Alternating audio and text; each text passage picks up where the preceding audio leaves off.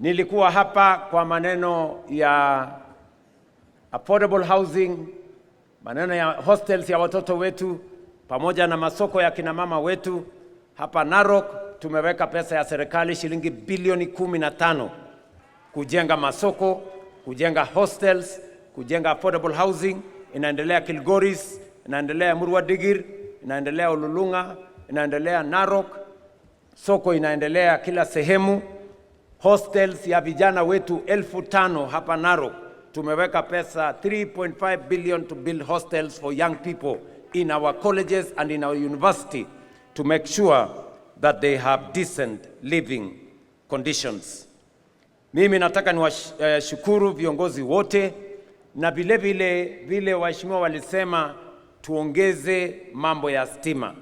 Mumesikia waziri wangu Opiyo Wandayi yuko hapa. Tumesema hapa Narok kwa sababu ni county expansive.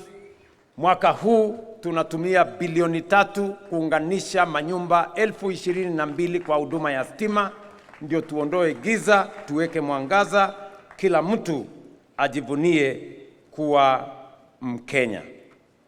Mimi nataka pia niwashukuru kwa sababu kupitia kwa National Infrastructure Fund mumesema ya kwamba hatuna maji ya kutosha hapa Narok ya wananchi kunywa, ya mifugo yetu na hata ya irrigation.